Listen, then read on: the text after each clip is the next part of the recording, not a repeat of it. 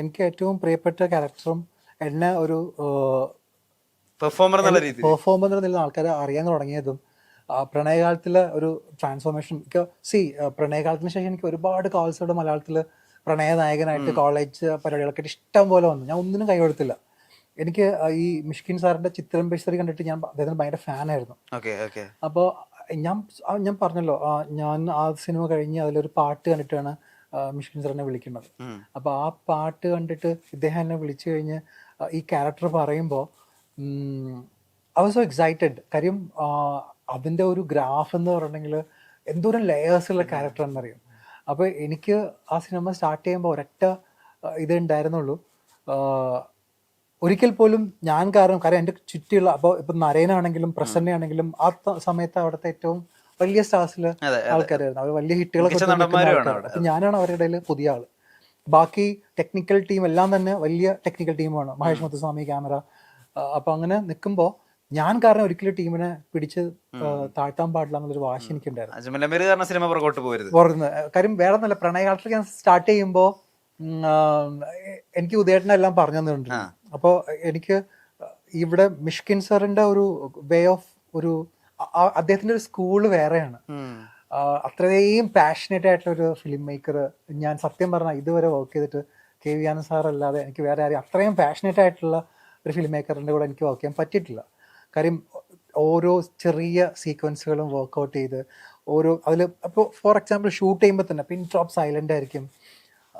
അപ്പോൾ അങ്ങനത്തേക്ക് ഒരു ആൾക്കാരുടെ വർക്ക് ചെയ്യുമ്പോൾ നമുക്കും സിനിമയോടുള്ള ഇഷ്ടവും എല്ലാം വർദ്ധിക്കുകയും ഒരുപാട് നല്ല നല്ല ഓർമ്മകളാണ് ആ സിനിമയിൽ വർക്ക് ചെയ്തുമ്പോൾ നമുക്ക് കിട്ടുന്നതെല്ലാം. എനിക്ക് ഒരു പക്ഷേ പിന്നീടുള്ള സിനിമകളിലൊക്കെ എന്നെ ഒരുപാട് ഹെൽപ്പ് ചെയ്തിട്ടുണ്ട്. ആ ഒരു പങ്ക്ച്വാലിറ്റിയും ആ സിനിമയായിട്ടുള്ള സമീപനം എല്ലാം തന്നെ എൻ്റെ 5ാം സിനിമ കഴിഞ്ഞപ്പോൾ മാറി.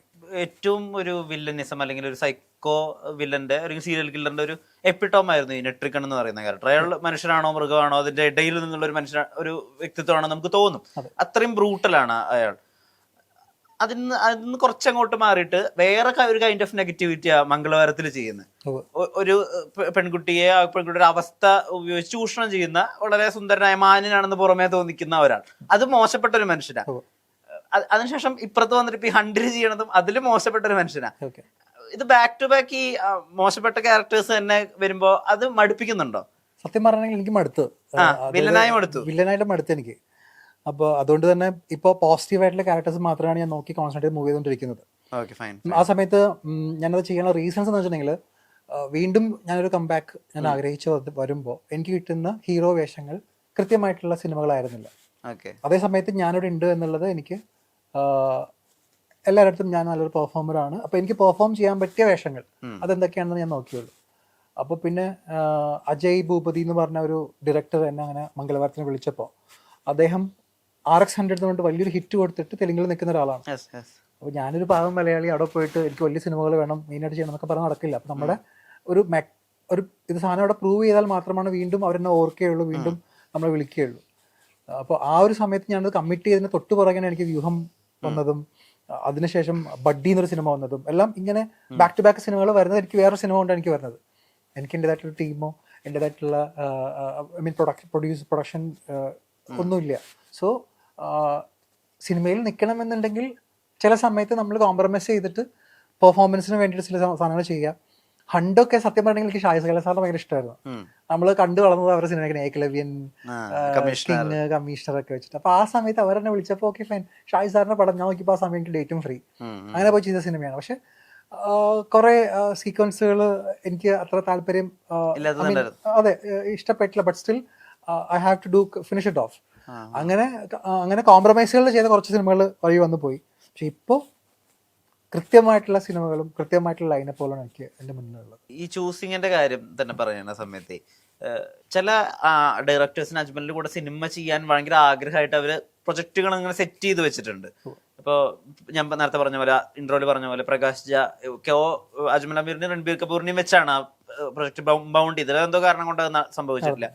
കുറെ കാലം അൽഫോൺസ് പുത്രൻ നമ്മുടെ അറിവിൽ മമ്മൂക്കയും അജ്മൽ അമീറിനെയും വെച്ചുകൊണ്ടൊരു സബ്ജക്ട് ചെയ്യാൻ വേണ്ടിയിട്ട് ആലോചിച്ചു ന്യൂസിലുണ്ടായിരുന്നു കുറെ കാലം. ഓക്കെ. അതില് അരുൺ വിജയും നിങ്ങൾ 3 പേരാന്ന് പറഞ്ഞിട്ട് ഭയങ്കര ന്യൂസുകൾ ഉണ്ടായിരുന്നു. അജ്മൽ അത് അറിഞ്ഞിട്ടുണ്ടോന്ന് അറിയില്ല. എനിക്ക് സത്യം പറഞ്ഞെങ്കിൽ അൽഫോൺസിന്റെ ആദ്യത്തെ സിനിമ നേര് അൽഫോൺസിന്റെ അടുത്ത് നിന്ന് പറഞ്ഞതാണ്. ആ സമയത്ത് ഞാൻ അഞ്ചാതെ ചെയ്തുകൊണ്ടിരിക്കുന്ന സമയമായിരുന്നു. അപ്പൊ ആ സമയം അൽഫോൺസ് ഒരു നല്ല സുഹൃത്താണ്. അപ്പോൾ ആ സമയത്ത് എനിക്ക് സത്യം പറയണമെങ്കിൽ നേരിന്റെ ഒരു ഷോർട്ട് ഫിലിമിന്റെ സാധനമല്ലേ ഉള്ളൂ, കുറച്ചും കൂടി ഒന്ന് എലാബറേറ്റ് ചെയ്യാൻ പാടില്ലേ എന്ന് ചോദിച്ചപ്പോ എന്നൊക്കെ പറഞ്ഞിട്ട് അവൻ പിന്നെ അങ്ങ് വാനിഷായി പോയി. പിന്നെ ഒരു സുപ്രഭാതത്തിൽ നേരായിട്ട് വന്നു അത് ഹിറ്റാക്കി മാറ്റി. അപ്പൊ എനിക്ക് ഭയങ്കര സന്തോഷമായി. കാര്യം ഒരു ചെറിയൊരു സാധനം വെച്ചിട്ടാണ് അത്രയും വലുതാക്കി എടുക്കുകയും അവരുടെ ഒരു ടീം ഉണ്ടായി വരികയും ഫ്രെയിം അവന്റെ ഓരോ സ്റ്റെപ്പും ശരിക്കും എൻജോയ് ചെയ്ത ആളാണ് ഞാൻ. അങ്ങനെ നിങ്ങൾ പറഞ്ഞ പോലെ ഇപ്പൊ ഗോൾഡിൽ വന്ന് ചെയ്തു. മറ്റേ സിനിമ നിങ്ങൾ പറഞ്ഞത് അങ്ങനെ ഒരു സംഭവം ഉണ്ടായിട്ടില്ല. അങ്ങനെ ഒരു ഉണ്ടായിട്ടില്ല. ഇപ്പൊ അവൻ പ്ലാൻ ചെയ്തെന്ന് എനിക്കറിയില്ല.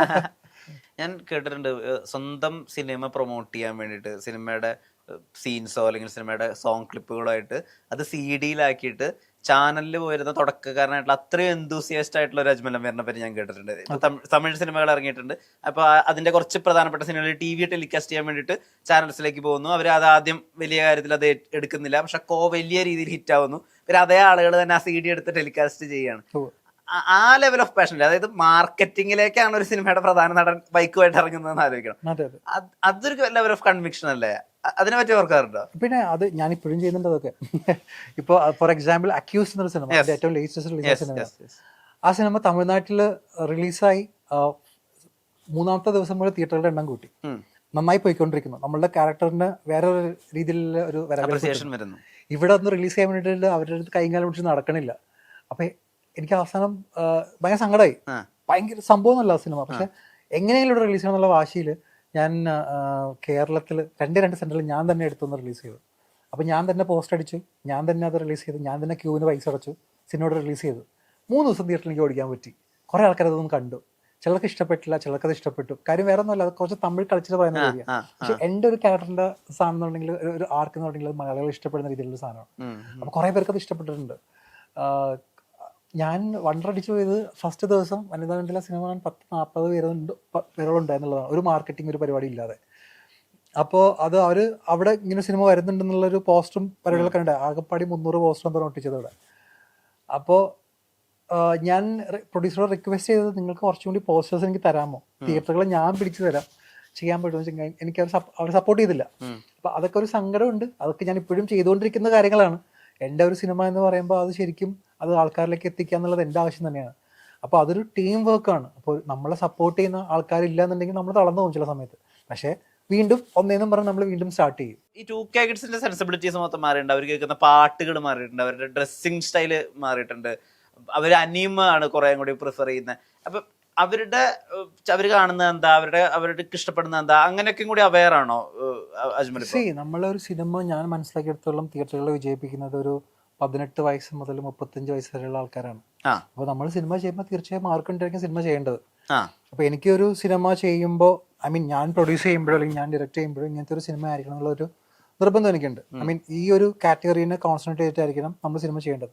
പക്ഷെ നമ്മൾക്ക് വരുന്ന സിനിമകളിൽ അവരുടെ ആഗ്രഹങ്ങളും അവരുടെ ആവശ്യങ്ങളും വേറെ ആയിരിക്കാം. ചിലപ്പോൾ എൻ്റേതായിട്ടുള്ള ഇപ്പോൾ ഞാനും അവരുടെ സിങ്കായി പോകണമെന്നുണ്ടെങ്കിൽ ഇപ്പോൾ എൻ്റെ ഒരു തരത്തിലുള്ള ഒരു ഫിലിം മേക്കിങ്ങും ഒരു പരിപാടികളും ഒരു കുറച്ച് ക്വാളിറ്റിയും പരിപാടികളും ഒക്കെ ഡിഫറെൻ്റ് ആണ്.